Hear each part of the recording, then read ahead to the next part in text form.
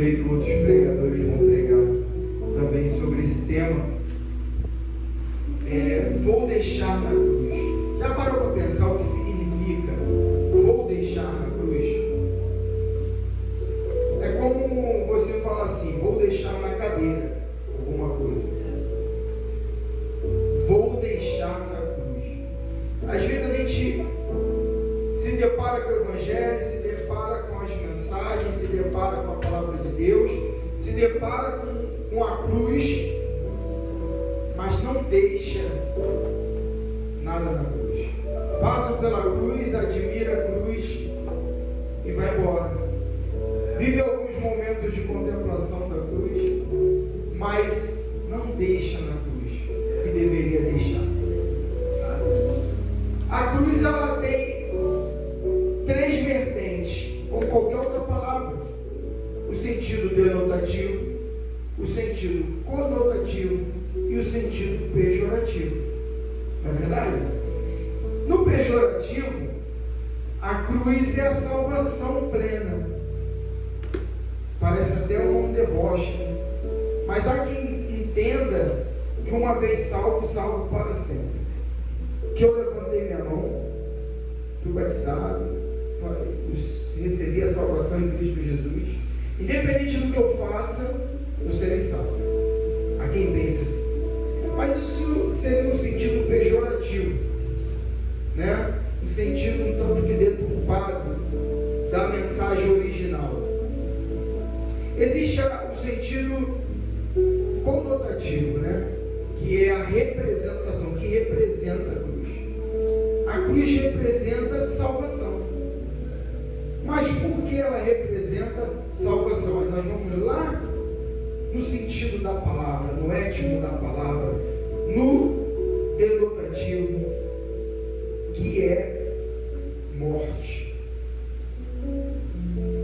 Hoje, quando a gente vê uma cruz, nós vemos uma cruz bonitinha assim, que serve de chaveiro, que fica nas paredes, que fica no altar.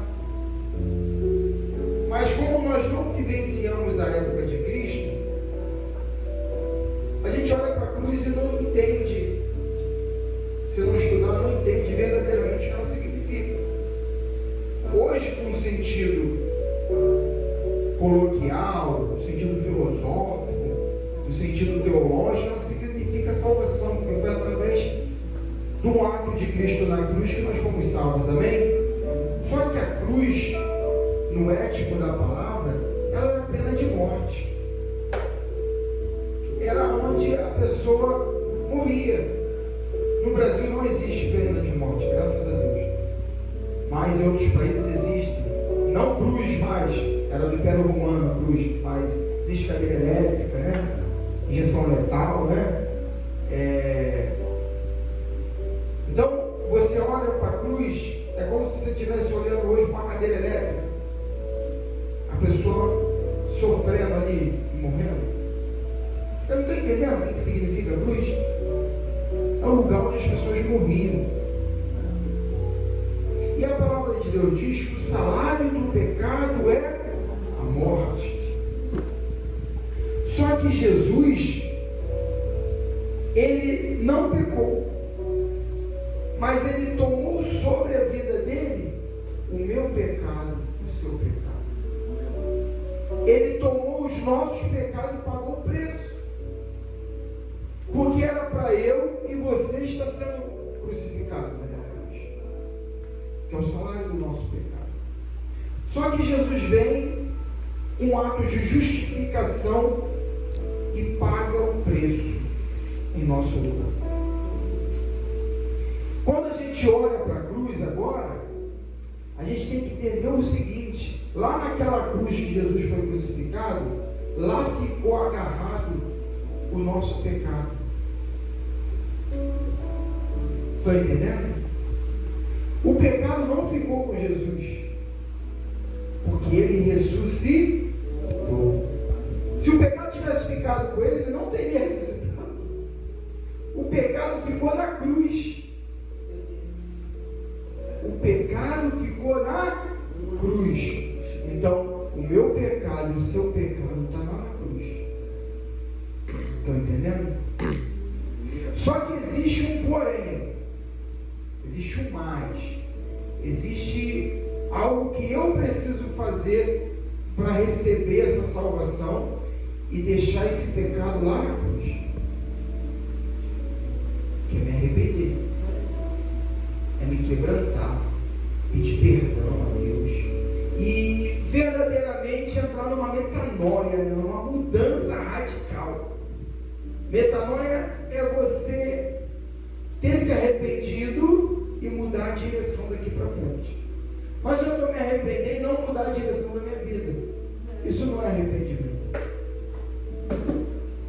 Arrependimento é eu desejar um defeito, ter nojo do que eu fiz e mudar a direção. Então por que esse tema vou deixar hoje?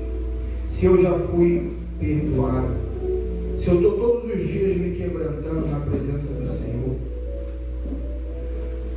se eu estou salvo, eu creio nisso, não porque eu fui salvo uma vez, mas porque todos os dias eu me coloco diante do Senhor. Amém? Mas existe o inimigo de nossas almas, Satanás, ele faz de tudo para colocar na nossa cabeça dúvidas. E são essas dúvidas que Deus colocou no meu coração para trazer nessa noite, para que nós possamos de uma vez por todas deixar essas dúvidas lá na cruz. Estão entendendo? São dúvidas que não têm a ver com pecado, tem a ver com cicatrizes. Sabe quando você sara de um machucado, mas fica a cicatriz? E aquela cicatriz você olha e te incomoda? Só que a cicatriz do pecado não é para você carregar, é para você deixar lá na cruz, que Jesus ressuscitou. E por isso que Jesus fala com Nicodemos, é necessário nascer de novo. Quando você crê que Jesus é o Salvador da sua vida, se quebranta, se arrepende diante dele, você não segue uma vida nova com cicatrizes. As cicatrizes vão ficar na cruz. Você segue uma vida nova de ressurreição. Você nasce de novo. De uma maneira espiritual, é claro. Porque Nicodemos também falou, vou ter que entrar no ventre da minha mãe. Não. É morrer para si e nascer para Cristo. De modo que as cicatrizes não te acompanham mais. As cicatrizes do pecado. E eu vou falar de 7 cicatrizes que têm travado o cristão, têm travado o povo de Deus, têm deixado as pessoas estagnadas, têm feito com que as pessoas parem de trabalhar na igreja, tem feito com que as pessoas deixem de ir aos cultos, tem feito com que muita gente deixe de ir à igreja. Então nós temos que pegar essas cicatrizes e entender que elas ficaram na cruz. A primeira cicatriz é a culpa. Você já se arrependeu, você já pediu perdão, o Senhor já te perdoou, mas você continua se sentindo culpado. Não pode. Salmos 38:18, o salmista fala isso, ele fala assim: confesso a minha culpa, em angústia estou por causa do meu pecado. Olha só, ele confessou a culpa, ele pediu perdão, mas continua angustiado. Muitos cristãos hoje continuam angustiados. Eu te pergunto por quê? Se você foi perdoado,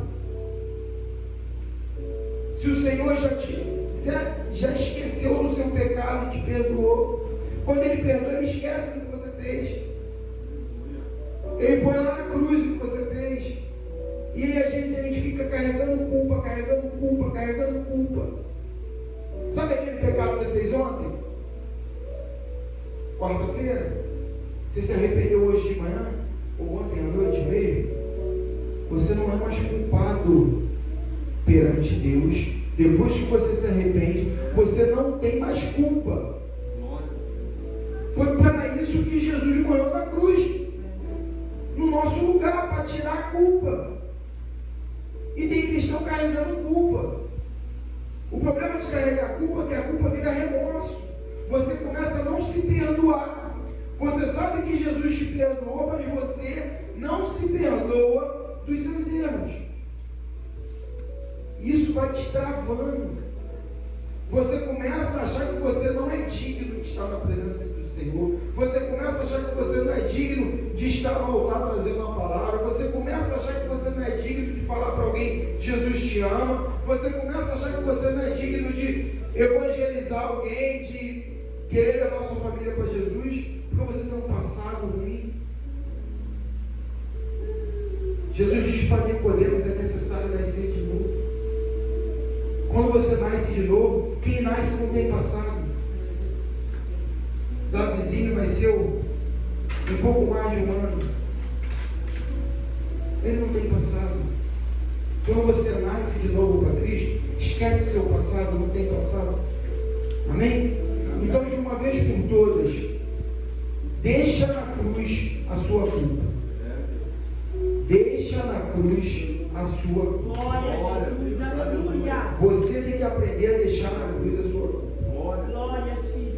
Toda vez que você lembrar de algo que você fez, que você já tenha se arrependido e se confessado com o Senhor, deixa na cruz a sua culpa. Porque se você não deixar na cruz a sua culpa, você vai ficar travado. Você não vai se desenvolver. Amém? Glória a Deus, aleluia. O Senhor, eu disse uma vez para um jovem que estava para se batizar, glória a Deus que está lá até hoje, que estava com muito medo de se batizar. E eu falei para ele: o Senhor não vai te livrar de nenhuma oportunidade ruim. O Senhor não vai te livrar do sol que nasce no dia, da chuva no final da tarde, mas o Senhor vai te pegar pelo braço e vai estar contigo. Sabe o que isso mostra para mim? Que nós temos que botar na cruz o medo. Você tem que deixar na cruz o medo. Porque o Senhor morreu pelos seus pecados. Você não tem que ter medo de nada. Diz em Isaías 41:10: não tremas, não tenha medo, porque eu sou contigo. Não te assombres, porque eu sou teu Deus. Eu te fortaleço e te ajudo e te sustento com a destra da minha justiça. Se o Senhor está contigo, está te pegando pela mão direita, destra da justiça, está te pegando pela mão direita, está indo contigo, você vai ter medo do quê? Fala para mim. De que você vai ter medo? Mas tem cristão com medo. Medo de fazer a obra, medo de avançar, medo de fazer um curso, medo de se capacitar, medo de receber uma oportunidade na igreja. Tem medo de tudo. Tem cristão com medo de ir na esquina com medo de ser assaltado. Vou pedir pelo iFood aqui, porque eu não vou lá não, está perigoso. Pelo amor de Deus, deixa o medo na cruz. Que nós também, claro que você tem que ter um pouco de cautela, né? Não é porque não tem medo que vai se jogar na frente do carro. Não é isso que eu estou falando. Mas você não pode deixar o medo te travar. Se o medo está te travando, pega esse medo e bota na cruz. Deixa na cruz, porque Jesus já deixou. Você que não deixou ainda, está deixando o medo te travar. Tanta culpa, sentimento de culpa, quanto sentimento de medo te trava. E olha que não é pecado que eu estou falando. Amém? Não estou falando de pecado. Estou falando de flechas que Satanás joga. O diabo sabe nossos pontos fracos.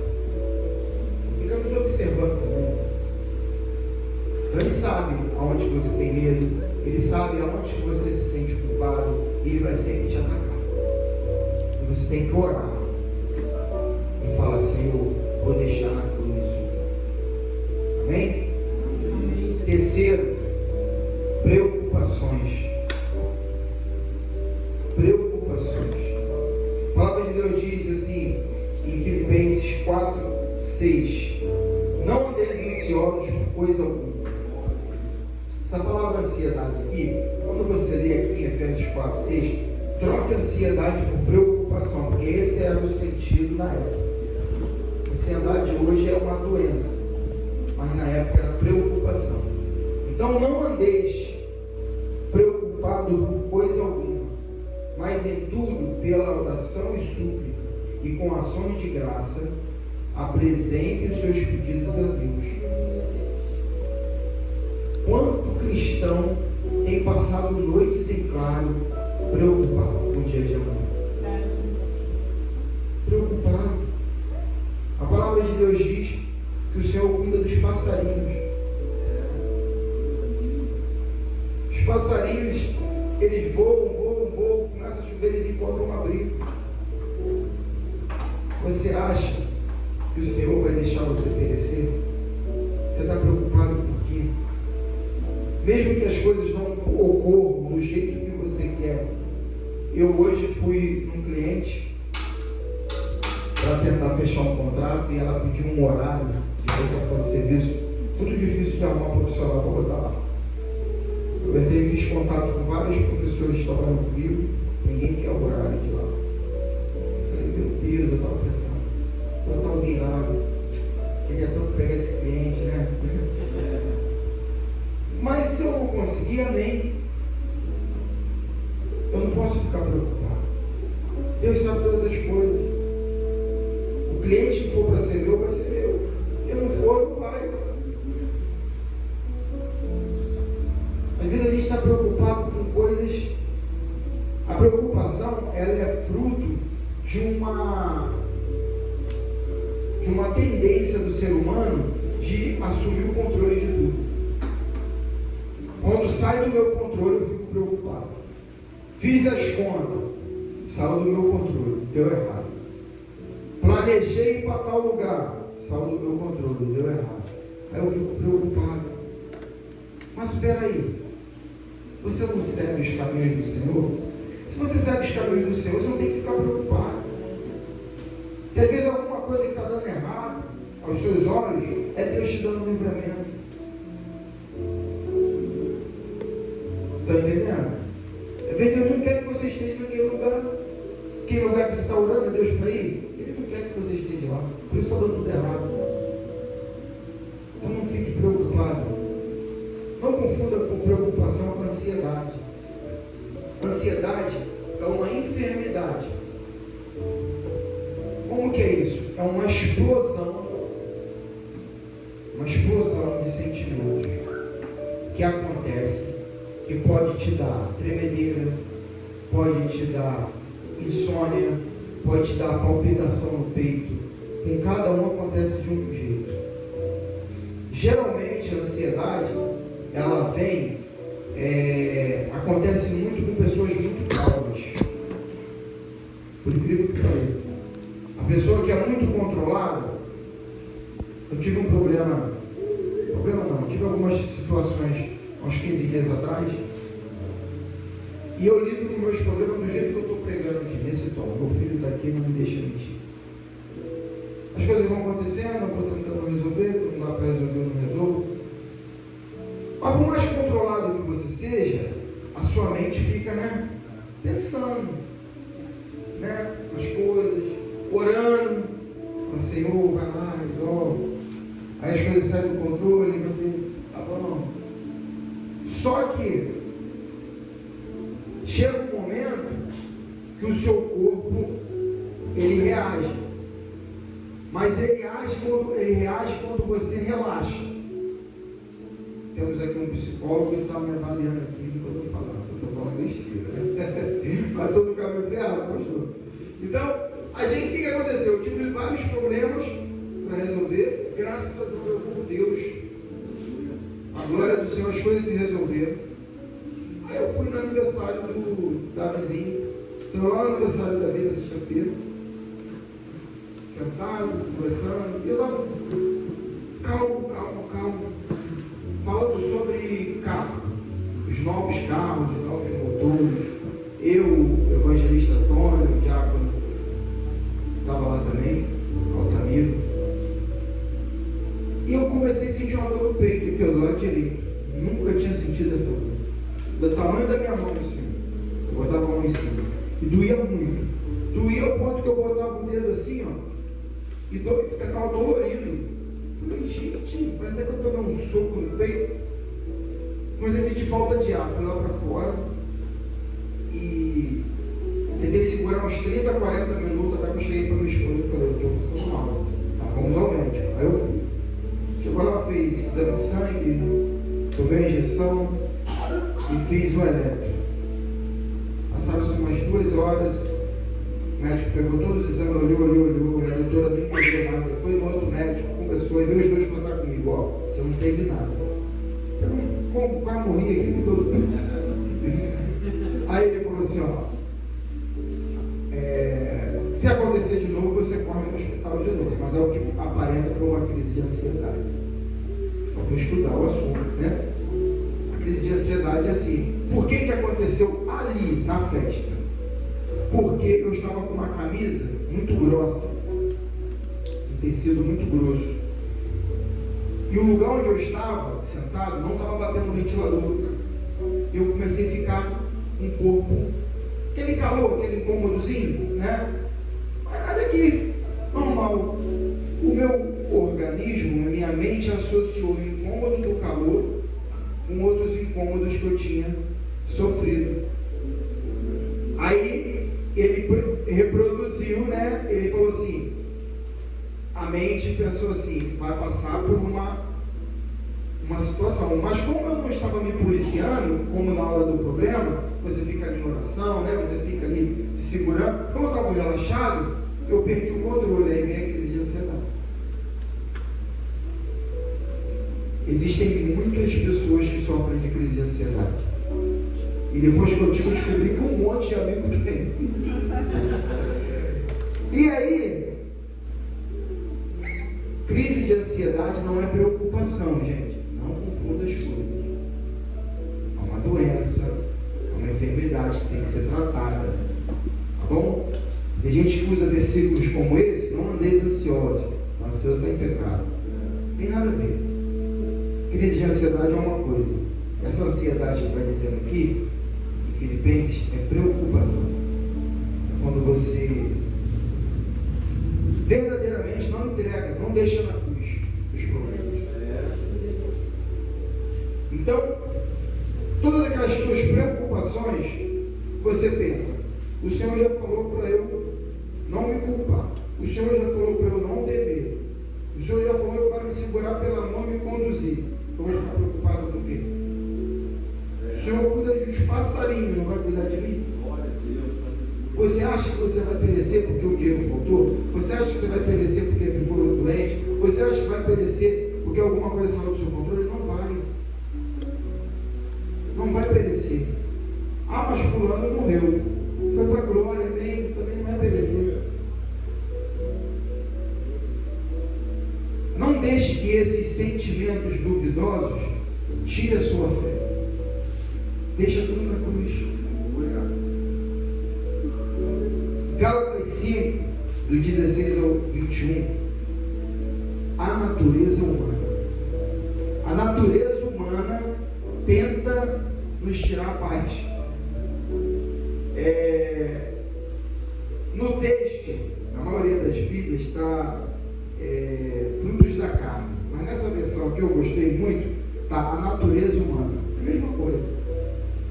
Eu vou ler nessa versão, diz assim, ó.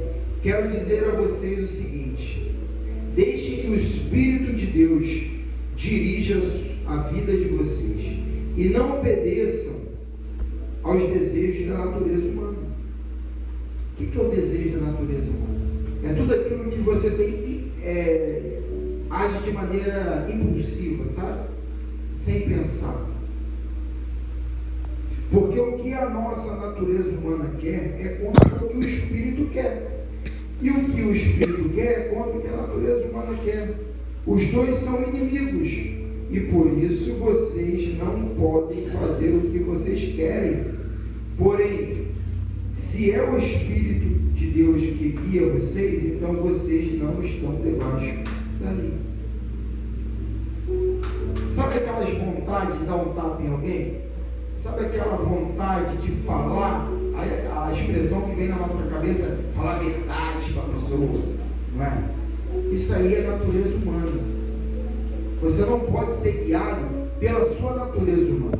Porque assim, o pecado ele entra com justificativa, sabia? O pecado ele entra quando você dá voz à sua natureza humana. Começa com uma simples palavra que você lança, começa com um simples desentendimento, começa com um simples desejo da carne, e aí entra numa bola de neve. E o texto também fala dessa bola de neve. As coisas que a natureza humana produz são bem conhecidas, e elas são a imoralidade sexual, a impureza, as ações indecentes, a adoração de ídolos, as feitiçarias, as inimizades. Olha que profundo. Já vi crente falando assim: a Bíblia não diz que eu tenho que ser amigo dela, a Bíblia diz que eu tenho que amá-lo. Não. As inimizades é a obra da natureza humana, é fruto da carne. As brigas, as ciumeiras, os excessos de raiva, a ambição egoísta, a desunião, as divisões, as invejas, a bebedeira, as farras e outras coisas parecidas com essas. Repito o que já disse: o que fazem essas coisas não receberão o reino de Deus. Então, tudo que você for fazer que parte de um princípio oriundo da natureza humana, você não faz. Só faz aquilo que o Espírito Santo confirmar no seu coração. Se o Espírito Santo, você vai falar alguma coisa para alguém, você fala: Senhor, é para eu falar? Até uma admoestação, grave o que eu estou falando, até uma admoestação. Às vezes ele não está mandando você falar nada com o irmão, você está querendo falar. Tem que esperar Deus mandar, porque quando Deus manda você falar, você vai chegar com uma palavra vindo do céu, vinda do trono de Deus. E essa palavra vai entrar no coração da pessoa. Ela pode até não aceitar, mas pode ter certeza que toda semente plantada vai germinar. Agora, o que acontece? Eu olho o erro do irmão, pode mostrar. Eu sou crentão, eu conheço Bíblia. Aí vai lá de moesta segundo o olhar clínico que você teve da pessoa. Só que você não sabe o que a pessoa está passando. Tinha uma irmãzinha, não vou citar nome, que ela era muito quietinha na igreja. Muito quietinha. Muito quietinha. Mais de um ano, muito quietinha. Eu não faço isso, ficar julgando ninguém se está quieto, se está. Eu mal reparo nas pessoas. Tem gente que fala assim: é mesmo da igreja, eu nem sabia. A pessoa é muito quieta, né? Mas, muito quietinha. Aí, quando foi agora, ela deu um culto de ação de graça, que ela recebeu uma cura de uma enfermidade gravíssima. Uma enfermidade de morte. Ela passou 2 anos de tratamento físico e espiritual. E aí um desavisado qualquer vai criticar a irmãzinha, que não participa de todos os cultos, que não vai no evangelismo, que isso, que aquilo. Mal sabe ele que ela está fazendo um sacrifício para estar ali no domingo. Então, até uma admoestação, se não for vinda do coração de Deus, é natureza humana. E a gente não pode viver impulsionado pela natureza humana. A natureza humana a gente tem que colocar na cruz. Jesus morreu por isso também. Glória a ti, Jesus. Aleluia. Número 5, está acabando. Isso aqui é muito forte. Tem gente que perde o sono por causa disso. E hoje você vai aprender a deixar na cruz. A opinião dos outros a seu respeito. A opinião dos outros a seu respeito. E eu fui buscar em Jesus um versículo que falava sobre isso. Está em Marcos 6,4. Então Jesus lhes disse: um profeta recebe honra em toda parte, menos em sua cidade e entre seus parentes e sua própria família. Jesus pregou em toda a Judéia, mas não foi reconhecido pelos que estavam dentro da sua casa, estavam na sua cidade. A sinagoga onde ele se apresentou não reconheceu ele, que era a sinagoga da cidade dele. Você acha que comigo que você vai fazer diferente? Você acha que a sua parentela, que está lá no domingo, naquele churrasco, todo mundo vai olhar para você e vai falar assim: ô pastor, que bênção, como é que está a igreja? Ô irmão, como é que está a igreja lá? Que bênção. Você acha que vai ser assim? Não vai. Uma pessoa que não te conhece vai passar por você e vai perguntar: você é cristão? Vai ver a luz de Cristo em você, mas quem está próximo geralmente não vê. Por quê? As pessoas atrelam a você uma culpa de um pecado que você já foi perdoado.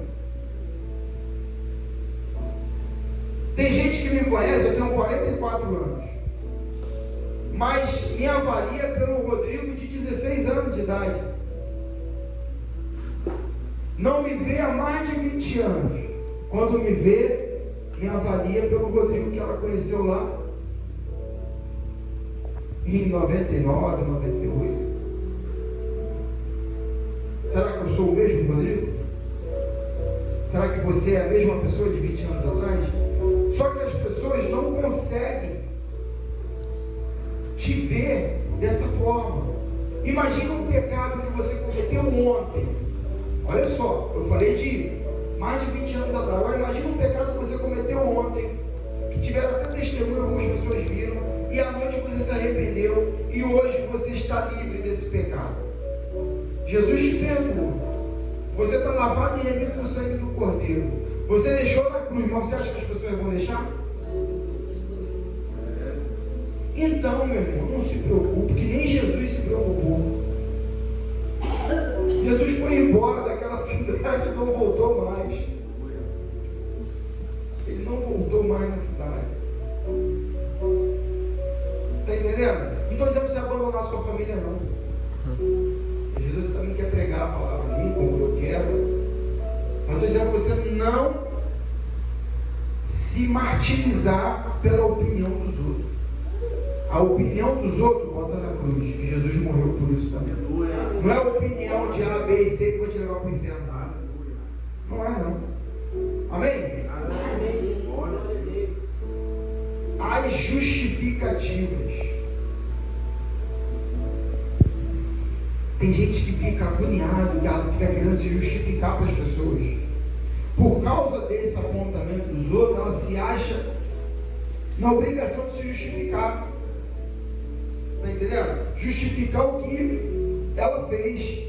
Ah, por que você não foi no casamento do fulano? Não, porque tem que se justificar. Ah, por que você está andando com essa roupa assim agora? Aí você tem que se justificar. Aí, essa questão de justificativa vira um fardo e te oprime. Você não tem que dar satisfação para ninguém, irmão. É claro que se você está, estou falando de satisfação espiritual. É claro que você está numa organização, eu trabalho numa empresa, eu dou satisfação no meu trabalho com o meu chefe, amém? Eu faço parte de um corpo de obreiros de uma igreja, então eu dou satisfação do que eu faço na igreja com os pastores. Agora o que eu estou falando aqui de justificativa é você dar satisfação da tua vida espiritual para quem não tem nada a ver com a sua vida espiritual.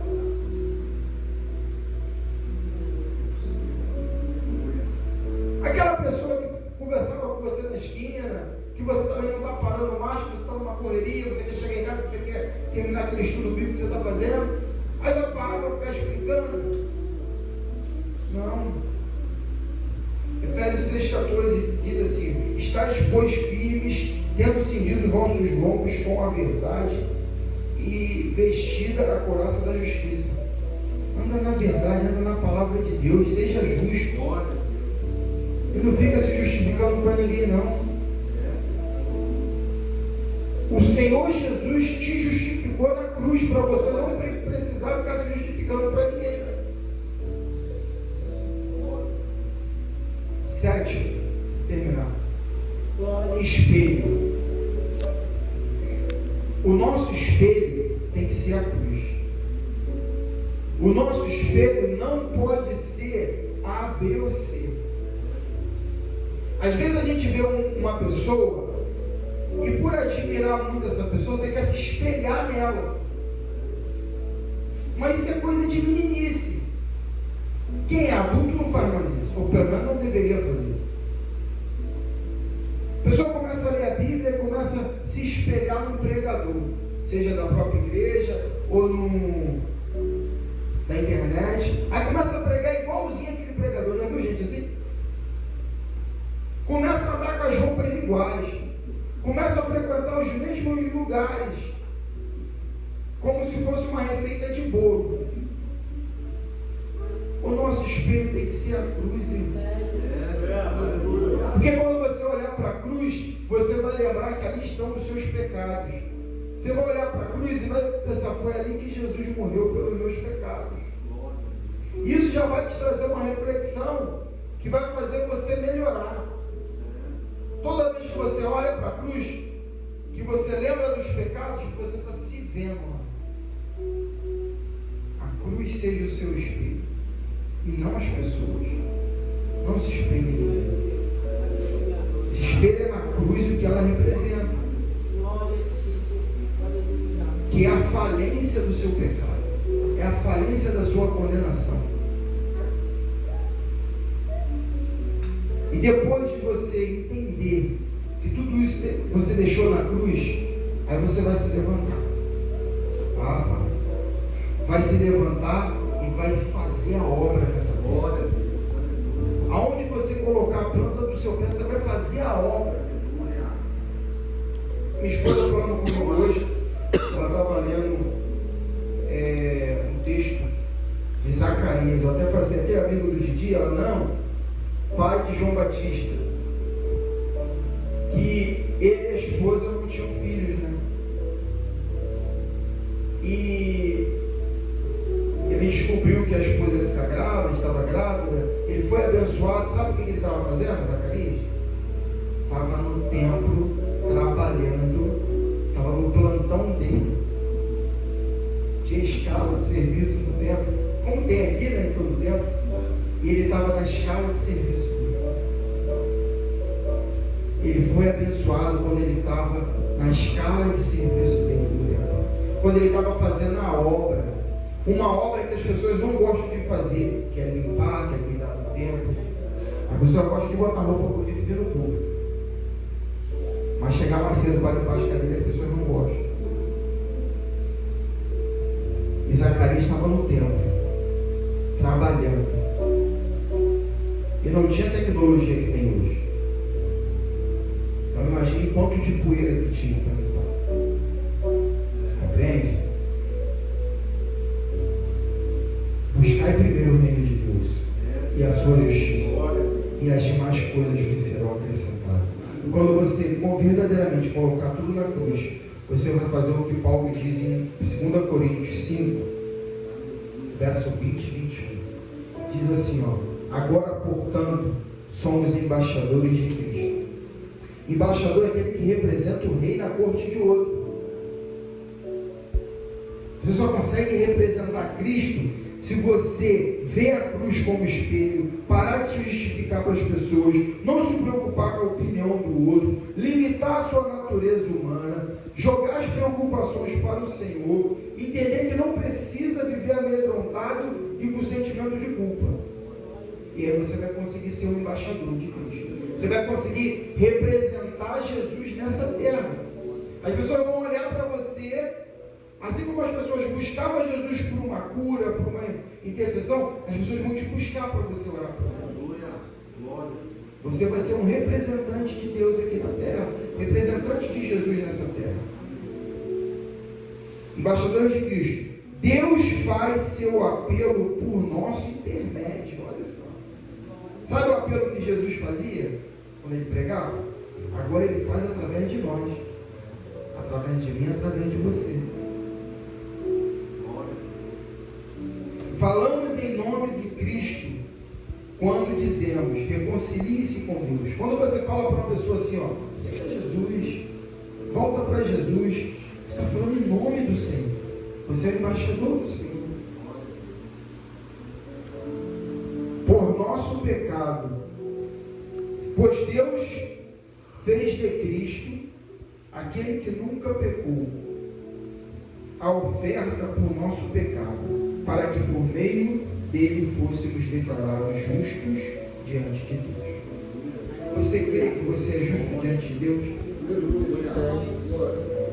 Só tem uma maneira de você não se sentir um embaixador, um representante de Deus: se você tiver pecado guardado em gaveta. É a única maneira. Sabe aquele pecado que você fica escondendo? Você fala, ninguém está vendo, está tudo certo, mas Deus está vendo. E aí é esse pecado que te deixa com medo, é esse pecado que te deixa preocupado, é esse pecado que você sempre que nunca está bom. Não que você não vai errar amanhã, você erra, mas vai errar tentando acertar. O que é pecado? A palavra é pecado, é errar o alvo. É como você tentar jogar uma bolinha de papel no cesto de lixo e errar, cair fora. Isso é pecado. Agora, se eu pego essa bolinha de papel e jogo ali no chão, sabendo que a lixeira está ali, eu errei o alvo? Sim ou não? Não, quando eu joguei lá na cestinha, eu estou na podridão do pecado mesmo. Não tem nada a ver com errar o alvo, não tem nada a ver com pecado. Tem a ver com iniquidade. Iniquidade é fazer a coisa errada por livre e espontânea vontade. Pecado é você errar o alvo. Eu estou mirando em Jesus, mas errei. Eu estou mirando na coisa certa, mas errei, cometi pecado. Vou lá e peço perdão. Agora, quando eu faço intencional, como quem joga uma bolinha de papel no chão, sabendo que a lixeira está ali, não é pecado, é iniquidade. É algo muito mais sujo do que o pecado. Só o que te tira da presença do Senhor é a iniquidade. Convido você a orar. Convido você a orar e falar: Senhor, quero deixar na cruz todos esses tópicos que o presbítero pegou: a culpa, o medo, as preocupações, a minha natureza humana, a opinião dos outros, as justificativas. Mas é você que tem que orar. Você tem que se acostumar a você buscar esse encontro com Deus. E não esperar, não que você não vai vir aqui, não que os pastores não vão orar, não que não vai fazer o ato profético, vai fazer. Mas o quebrantamento tem que ser seu. Não é a imposição de mãos que quebranta, a imposição de mãos abençoa. O quebrantamento nasce do seu coração. Amém? Então, vamos deixar na cruz tudo isso para a honra e para a glória do nosso Senhor e Salvador Jesus Cristo. Amém? Glória a Jesus.